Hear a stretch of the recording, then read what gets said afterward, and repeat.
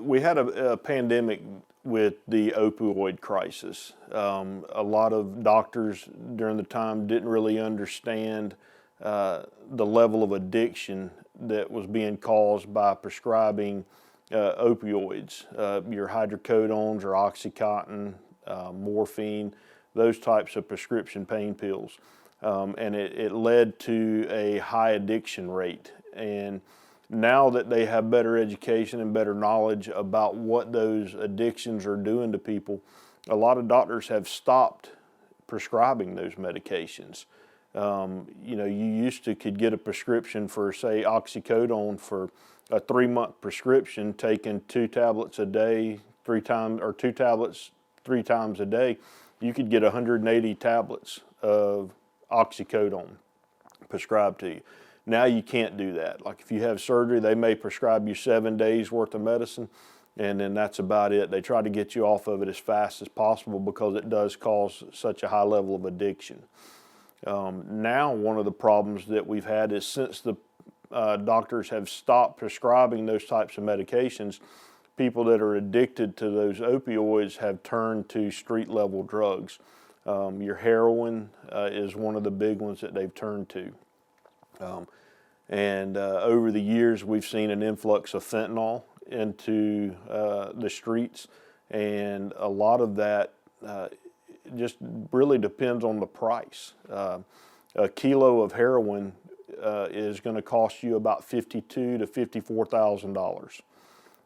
That's the street level price for a kilo of heroin. Well, you can buy a kilo of fentanyl and have it shipped in from Mexico or China for $4,000 a kilo.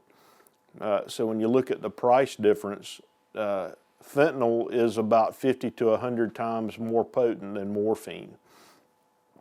So if you have someone operating a clandestine pill press lab where they're getting in fentanyl and they're pressing their own tablets and selling them on the street as Oxycontin or Oxycodone or hydrocodone or whatever the street name is that they're selling them for, look at the profit margin in that.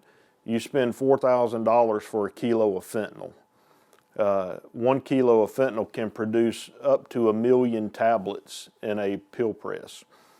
And they're sold by typically $1 per milligram. So if you're pressing fentanyl into tablets and selling them as 10 milligram oxycodones, you're selling those for $10 a tablet. If you're pressing 1 million, that's $10 million profit out of a $4,000 kilo of fentanyl. And that's where we're seeing the problems now. People are buying what they believe to be heroin, and they are heroin addicts. They know how much to dose themselves with to get the desired high. The problem now is when they're dosing themselves with what they believe to be heroin and it's actually fentanyl, they're overdosing oftentimes with the needle still stuck in their arm, just because fentanyl is so much more potent than the heroin is. You never know what you're buying off of the street. So my advice would be do not take anything, any substance, any tablet, any pill, any type of drug that you would buy off the street. Don't do it. Don't take it. Because I guarantee you 99% of the time it's going to have fentanyl in it, and you don't know which derivative of fentanyl it is. It could be fentanyl, which is 50 to 100 times more potent than morphine, or it could be carfentanil, which is up to 1,000 times more potent. Carfentanil is used to sedate and tranquilize large animals like elephants and gorillas and large animals in the veterinary practices. So, you use a sedative that's used to sedate a 2,000 or 3,000 pound animal, and a 110 or 115 pound female takes it, it's certain death, no doubt.